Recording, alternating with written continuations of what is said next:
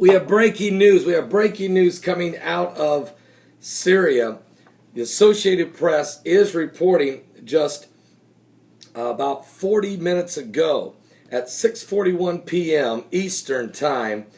Reports are coming that United States intelligence officials have sought Saturday to determine whether Syria's government unleashed a deadly chemical weapon attack on its people. And at the time, the Obama administration prepared for a possible military response by moving naval forces closer to Syria. Again, I repeat, we have breaking news. We have breaking information that the Obama administration has begun moving naval forces near the shores of Syria.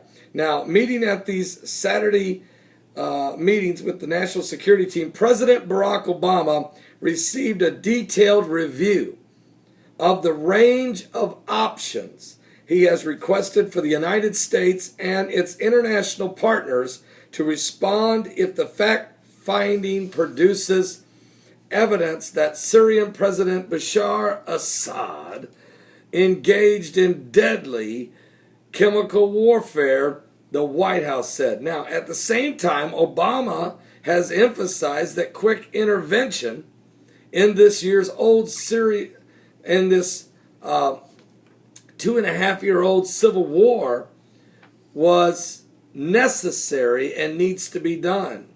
Finds the war's problematic because of the international considerations that he has to deal with preceding a military strike. Can I say something, President Obama? In all due respect, and I'm praying for the president. I wouldn't want to be in his shoes. Okay? It's not fair to try to figure out how a person responds when you see the horrific pictures of the dying. And now reports are over 2,000 have been gassed to death with chemical weapons. And it may have been Assad that did it. But what about the Muslim Brotherhood that's sending in these gangs into the Christian cities and Aleppo and Homs? They're primarily Christian cities, Christian suburbs of Damascus. And for 2.5 years, there's just been pot shot after pot shot from both sides. Assad has done it, and so is the Muslim Brotherhood. And Obama's backing the Muslim Brotherhood. And can I say something else? You say, okay, Mr. President, you say, oh man, we got to do a quick response. Quick response? This war has left 110,000 innocent people dead. And 1 million have fled the country. You don't even whisper a quick response. You have drug your feet for 2.5 years. Actually, what really is bothering me and millions of other people and thousands that watch this video, not only is it bother us that you've dragged your feet, if that was all you did was drag your feet, well, we could forgive you. But you're funding the war. You're funding the Muslim Brotherhood, not only in Syria, but in Egypt. Somebody get upset about this besides me.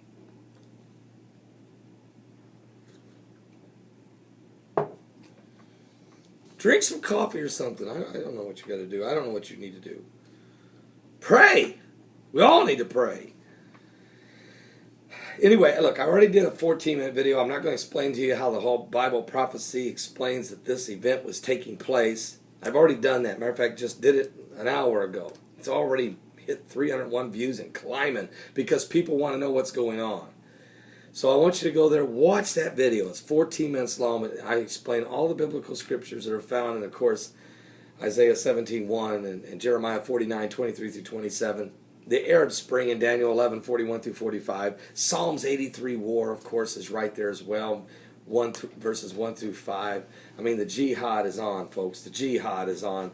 The Christian silent genocide is going on. You heard me right.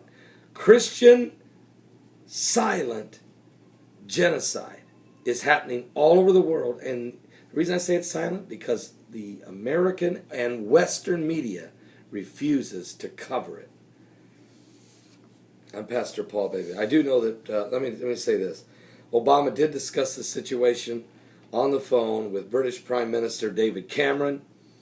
Who knows, there might have been an argument there, for all I know, what to do about these Damascus. Also, I was reading here that John Kerry got involved, Secretary of State John F. Kerry. The Defense Department, of course, is there. Chuck Hagel's in the house by phone because he's traveling in Asia right now. And then just several others, of course, are there. But here's the thing. Nowhere do I read that Benjamin Netanyahu is. Did they call him? Because can I tell you what's going to happen? I know Russia's called Obama already. I know what Russia's done. They've picked up the phone. Vladimir Putin's picked up the phone. He's called Obama, said, listen to me very closely. You do not want to shoot anything at Assad. Don't you dare. You know this. And that's part of the nail biting going on in the White House right now. He's got tons of pressure on him. He drew the red line. And they've run over top of it. And Assad doesn't believe Obama's coming. And the Christians are the lambs led to slaughter. And matter of fact, I wouldn't have had to wait for the chemical weapons. When I got the reports that these Christian neighborhoods were being slaughtered, I would have already done. Well, first of all, I wouldn't have backed the Muslim Brotherhood.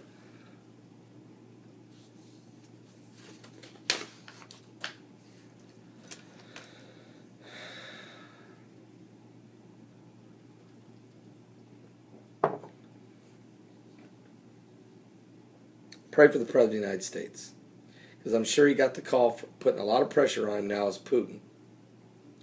And also, politically, his numbers are falling. He's down to 41% of favorability. Now, he hopes to bump that up tomorrow with his Let Freedom Ring speech. But that'll be quickly dissolved. People are unemployed. Okay, but anyway, you know he's got the call from Putin. Did he call Netanyahu? I would say Netanyahu called him.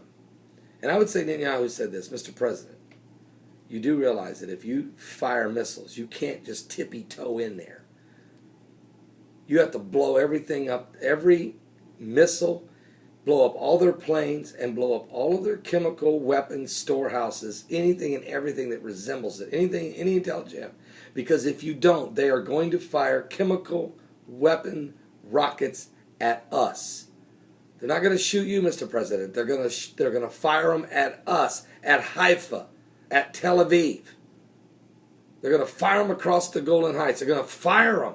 You can't go in there with a little pansy attack. If you go, you must destroy their capabilities, or they will destroy or attempt to try to destroy thousands of Israelis. If you need help with this, let me know. It's not that Israel's not on the side of the Muslim Brotherhood, that's for sure. And they're not on the side of Assad either. Both sides have threatened to annihilate them.